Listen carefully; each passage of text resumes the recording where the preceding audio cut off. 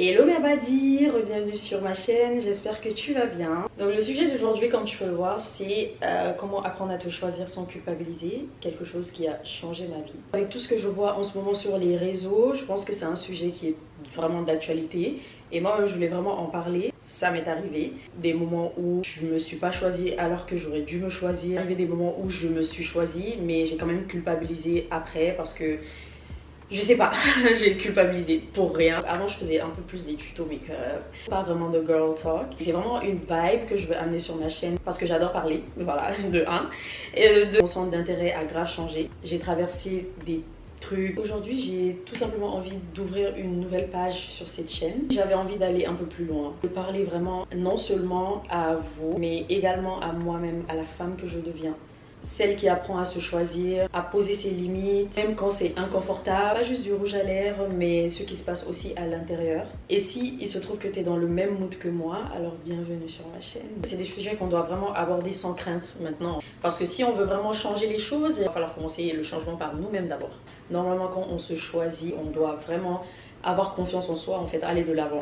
Et c'est dur, mais c'est surtout nécessaire. Premièrement, selon moi, le fait de culpabiliser avec ça, se choisir, même si tu sais que c'est la bonne chose à faire, ça commence depuis l'enfance en fait. Généralement, on nous conditionne à toujours être gentil, faire plaisir, même si on n'a pas envie. Souvent même jusqu'à s'effacer pour pouvoir garder la paix. Dire oui, même quand on veut dire non. Se taire lors de l'adolescence, tout ça, les crises d'adolescence. Tu commences à avoir une voix et que tu commences à dire non, on te traite d'égoïste. Tu perds des gens qui avaient pourtant juré qu'ils seraient là pour toi, qui avaient pourtant dit qu'ils t'aimaient comme tu étais et tout, mais tu les perds. Une fois que tu commences à t'affirmer, tu vois que des gens qui te trouvent agressive, limite, et dans mon cas, tu te demandes si t'en fais pas trop. Au final, tu penses que c'est toi la folle du village. Moi, je trouve que non, en fait. Personne qui viendra te choisir à ta place. Personne ne va venir t'apprendre. Nobody's coming to save you.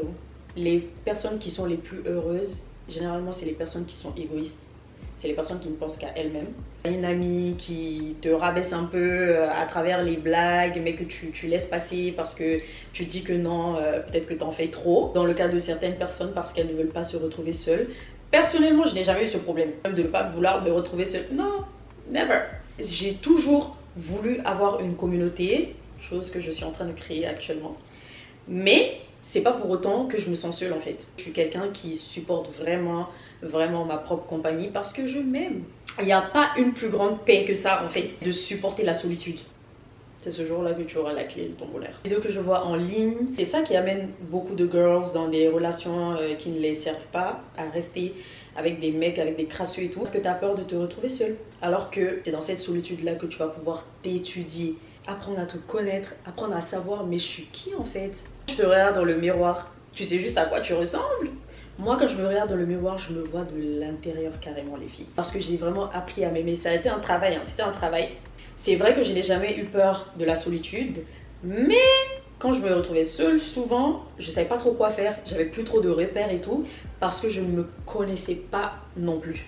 Oui, j'avais pas peur d'être seule, mais je me connaissais pas non plus. Donc quand je me retrouvais souvent seule, je me disais, mais qui es-tu?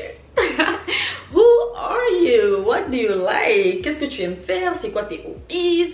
Like, who are you? Et j'ai finalement trouvé who I am. Je me suis épuisée à aider tout le monde alors que moi-même j'avais pas de repère en fait. J'avais rien à donner mais je donnais en fait. Au final, mon corps même a dit carrément stop. Parce que oui, ton corps te parle. Quand une situation elle est pas bien pour toi, ton corps te le dit. Tu restes dans des trucs superflus comme ça alors que ça te sert à rien. Tu te dis c'est mieux que rien. Aujourd'hui, moi je me rends compte que le fait d'aider, de donner, c'est pas de la bonté, hein. C'est pas de la gentillesse. C'est de l'oubli de soi. Tu t'oublies. C'est carrément au détriment de toi-même. Tu es dans des situations qui sont stressantes pour toi, qui sont pas confortables pour toi et tout. Tu penses que tu es une bonne personne, mais actually si tu étais une bonne personne, tu le serais envers toi-même d'abord. Donc tu penses que tu es cette bonne personne là et tout, ouais c'est de la gentillesse et tout. Ce n'est pas de la gentillesse. Actually, for some people, moi je pense que c'est carrément un traumatisme en fait. Les personnes qu'on disait quand elles étaient petites qu'elles sont méchantes et tout, elles n'aiment pas partager. Quand tu grandis, tu te dis que ouais forcément, you have to overextend. Genre tu dois te overextend quoi. C'est ça. Tu te donnes, t'as l'impression que c'est de la bonté. C'est pas de la bonté ma chérie, c'est de l'oubli de soi. Tu es en train de t'oublier. Tu es en train de te tuer. Aujourd'hui, pour moi, me choisir, c'est surtout me poser plein de questions. Avant d'entamer quelque chose, quand je me retrouve dans une situation, je me pose, je réfléchis. Est-ce que je le fais par envie ou par peur?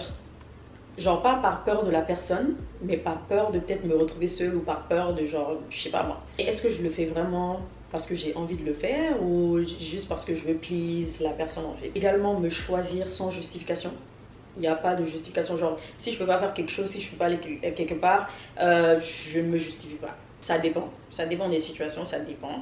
Mais ça va pas être en mode genre oui, je suis désolée. C'est aussi refuser ce qui ne m'élève pas.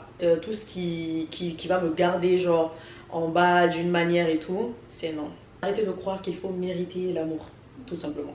Moi j'ai arrêté de croire que l'amour ça se mérite en s'effaçant, en arrêtant de faire les choses que tu aimes pour la personne. Ça c'est pas une preuve d'amour en fait. Ça c'est plutôt une preuve de contrôle que la personne a sur toi. Pour ne pas culpabiliser, il faut comprendre que se choisir c'est pas contre les autres.